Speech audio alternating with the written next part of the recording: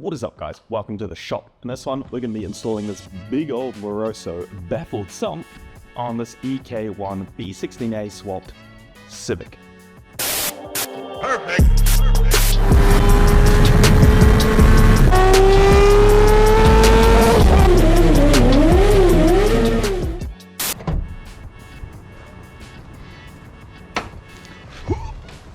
Oh, Jesus Christ. Oh, right. So, B series, B16A swapped EK1. Ooh, this thing actually has aircon too, which is pretty sick, so let's get it started. Oh, that is as raw as you get. So it's got some mounts, engine mounts in it, make it a little bit rough. Oh, we got the, oh, look at the yellow foggies, nice. Stripped interior, I did not close the boot properly, obviously. Couple of strut braces, BC coilovers by the looks all around. I got the sick, oh man, this guy. All out of here. Where are we? Where's your seat movie thingy? I don't think he has on. I think this is like solid mounted. No, I think so. Alright, so we don't have a slider rail. This guy must sit gangster. So, what we're doing is installing this sump. Ooh, man, I love these hoggers. Just raw. Oh, the shifter feels good too. You must have shifter bushes in there.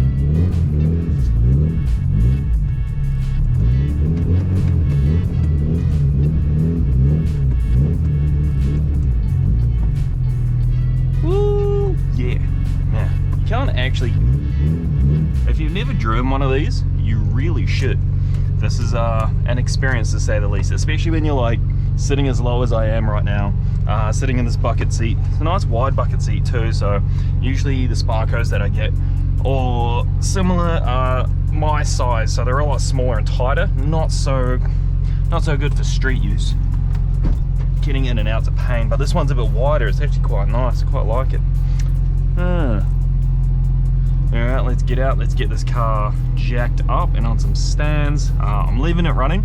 I want to get a bit of temperature in it so all the oil is nice and, you know, thinned out, so when we drop it, majority of it comes out. We've got a new OEM filter and we got new oil for it, and obviously the sump. So, let's go.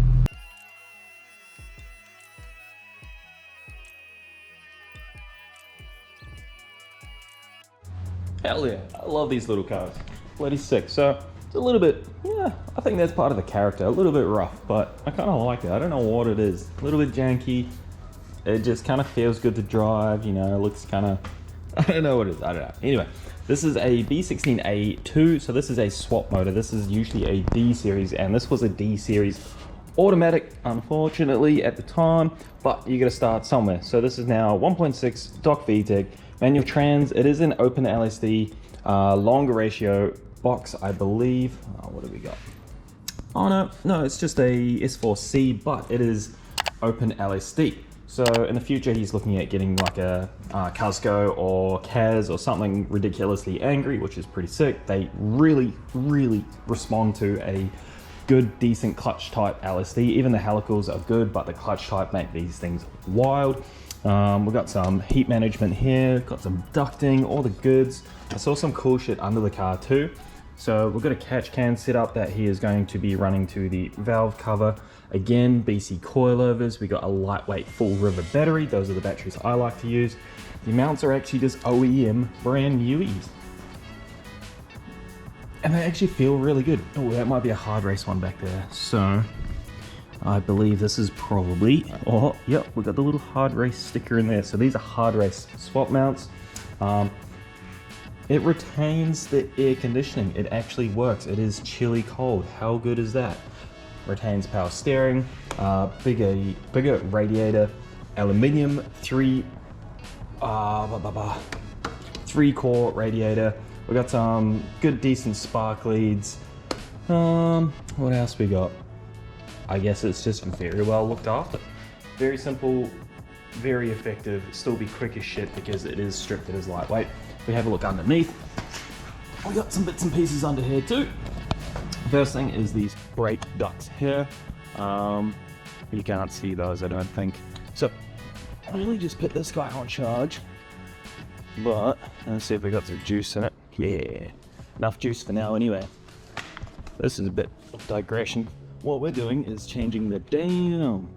These things have seen some shit. He does have aftermarket headers on at the moment, and he has another pair.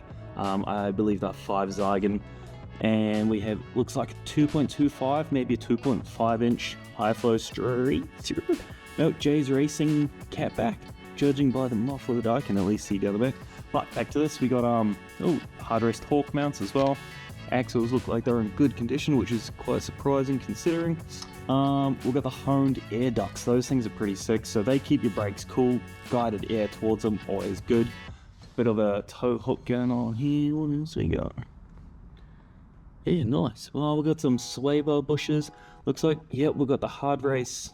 I'm not sure what the red one is down the back, but we've got the hard race shifter bush here. That's this blue guy right at the front. That's why the shifter feels so crispy and nice. Yeah, and yeah. But, oh, look, more hard race stuff. So if you look up there, the blue, the steering, the tie rods. We've got hard race tie rods on this guy too. One, if we look at the top, what have we got? Oh no, I thought maybe it would have hard race camber arms, but like they look like stockies, which are still very stiff, very firm, and looks like we've got hell braided brake lines probably throughout, I would imagine. That's these guys here. Got the bigger brakes on the front because the D series auto have the tiny little ones. Mishimoto radiator hoses, man. Man, this thing's cool. I like this. It makes me want to get another one, but then you know what I'm like with modifying stuff, and I get my hands on something and I can't keep my hands off it. So, back to it. What we are doing is replacing the sump. So obviously first I'm gonna drain the oil out. Probably make a mess of this. It's always a good start to drain the oil out. So let's get it. Well, yeah, nice. Oh, and that was the sump washer. Bugger. So we'll let that drain out. What we need to do is it's 2 things really. I need to see if I can. Oh, fuck, I was hoping I'd be able to separate these, but it looks a little bit like a pain in the dick. But we can still work around it. So we need to get the sump off, which is just a hole at a 10 mils. We should be able to drop it down low enough to slide it out the side. Hopefully this guy doesn't get in the way. That shouldn't take too long. And then just exactly that, we just need to swap it. Now why? Oh, why would we go to all this trouble just to swap a sump?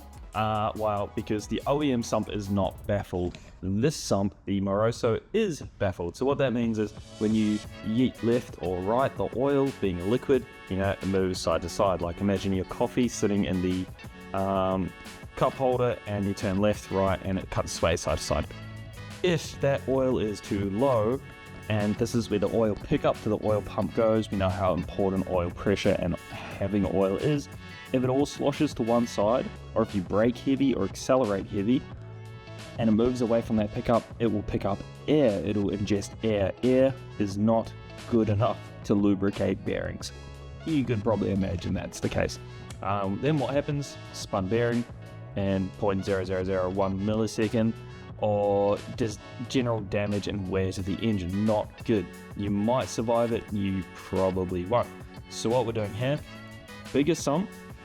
You can see this big guy here. This is like the OEM size, where they've just chopped the whole crap side out of it, added some extra space here, and inside, and here we got little trapdoors. So that stops all of the oil from sloshing backwards and forwards, left and right. It keeps it around the pickup with the extra added oil in here that aids in cooling because we've got more volume of fluid to remove heat and exchange it for, well, it cools down when it comes back down here. If you have an oil cooler, it will be even more efficient. So yeah, that's why we're swapping this over. This is a like track build. He wants to take it to the track, keep the B16 in there. Sure, you can K-swap, sure you can B20, VTEC, all of that kind of stuff. You can go B18C. It's price-wise increases exponentially. He wants a seat time, he wants a fun daily car that is practical, 1600 cc's and something that weighs probably AC and everything in it, 1,000 kilograms, give or take, probably less than that to be honest. it is plenty. You don't need much more than that. So that's why we're doing some bits and pieces with the little motor. It's an okay series, but you don't always need one to have fun, do you? So I guess that is why we're installing this. This was actually on a drag car. It has been used before, and it actually has this little guy. So check this out. This is an oil warmer. So the car it came off could not idle, or it was only set up with a small fuel cell, big turbo, big cams maybe, small fuel cell. Did not have enough time, obviously Trailer Queen, to warm up the oil before a pass. So they would obviously plug it in, that would bring the oil up to temperature, then they would do the drag run. So that's pretty cool. We're either gonna tuck this cable off to the side. I don't know what we're gonna do with that. That's a bit weird. What's that? Looks like it must have come off a turbo car, because this guy here would be the turbo drain. So looks like they capped it, which is good. Put a sealant on there, which is, I guess, good. And they haven't put one of these bolts underneath there, also good. Yeah, so it probably came from turbo drag car. Anyway, digression. I need to get this one off, and I need to also get these plugs out. I don't think these are tightened, so I'm going to pull them out and put some thread tape on them anyway. I'm not sure if you need it, but it's better to have it than not in this circumstance, because we just don't know. Yeah, let's get this sump off.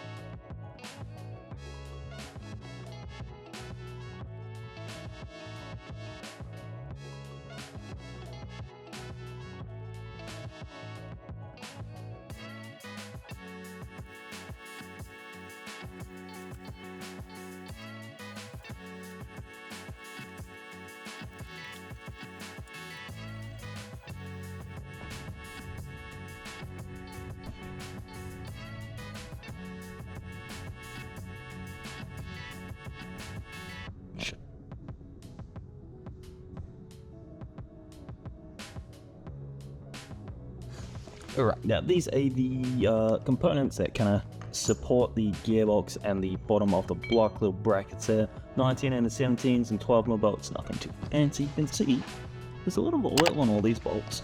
And you can also see under here where the gasket rides. So that's the gasket where it should sit. Underneath there's a lot of oil pooled as well. So that kind of shows off. So you can see a little oil up here, and a little oil kind of chilling down the back there too. The gasket was on its way out, the panel was not tight enough, or maybe a little bit of both. You can see a little bit of crud sitting in there. He's definitely looked after the motor after the fact. So there's some build-up of old oil from previous long periods of time between services, but because he's been running fresh oil through it, you can see it's softened up all this crud here. So that's good, that's exactly what we want. Clean all that crap out. So we'll spray that down and wipe it off with a good degreaser. The super cheap stuff is amazing for that. Wipe all that crap out of there. Get the surface ready for the new gasket. This is the old sump. We'll drag it out. I'll show you how it does not have a baffle. Yeah, this is a good time to check the back of the flywheel for excess oil or oil coming from inside the gearbox, because that would tell you the rear main seal is on its way out.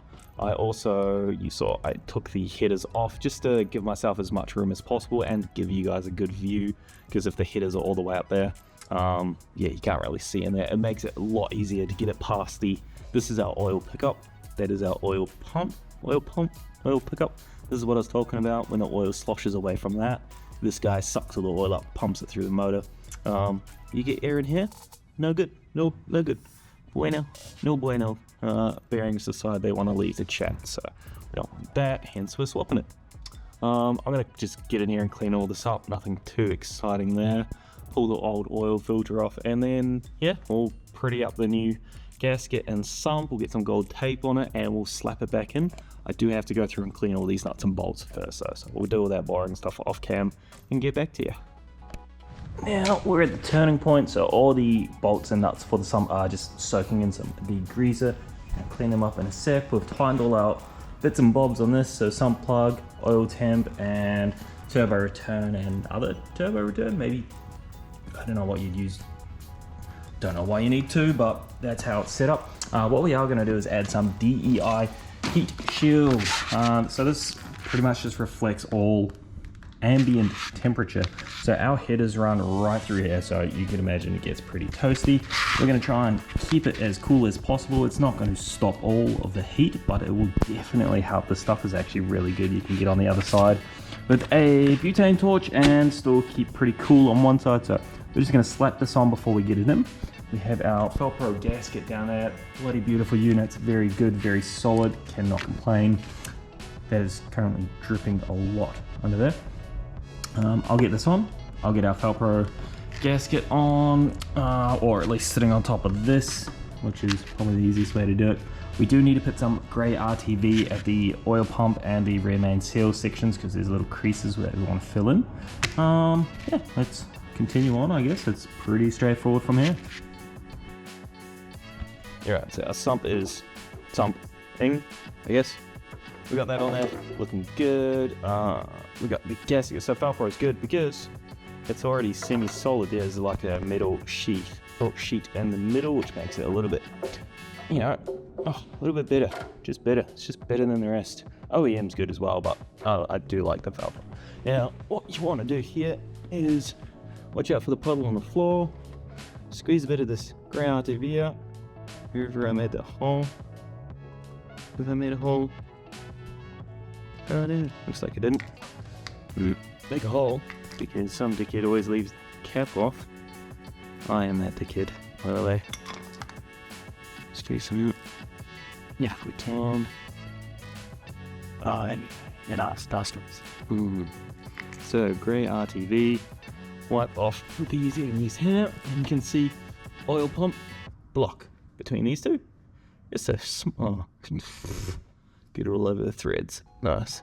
Just a smidge across there, just because sometimes it's a uneven surface, so we want to kind of just get that in there. You can scratch all the old crap off. You can see it's already there from factory too.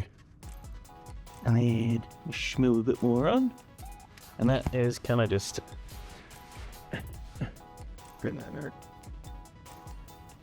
gonna help us seal it up 100%, because once the sump is on, you know, you got to do a whole oil change essentially too. Fix an oil leak.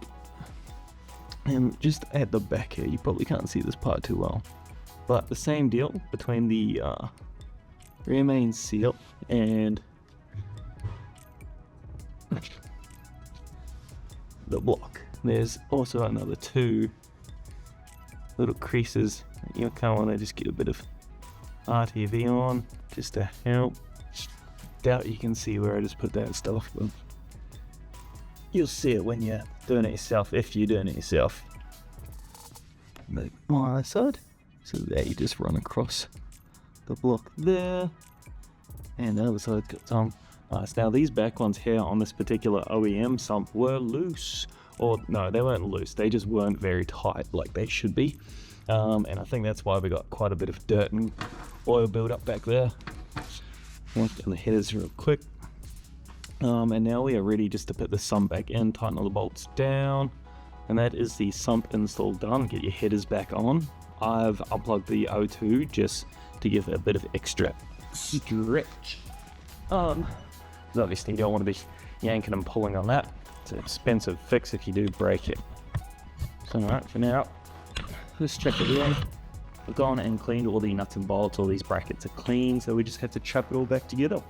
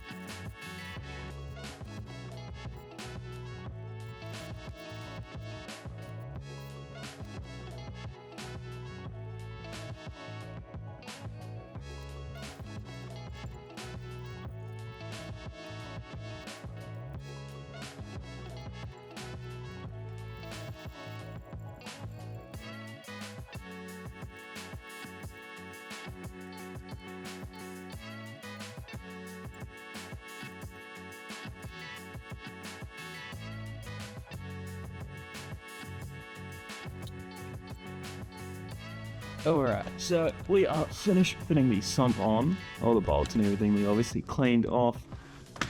Got the gasket maker on. It's looking good, except for the headers obviously being 1/3 the size. Less than ideal. But she's looking good, looking tidy. She probably can't see shit. We spent a good can of degreaser under here too, just to get all the oil off the headers, because you don't need that catching fire or just the general smell once you start it up. O2 and everything's plugged in. We've got a new oil filter. It's full of oil. We've already started it, and we've got oil pressure and everything, which is good. It's what you want. No leaks. Now that is done, probably in about a week.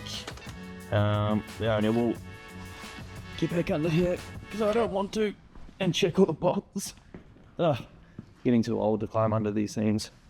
And that is everything done. She is good to go. Thank you.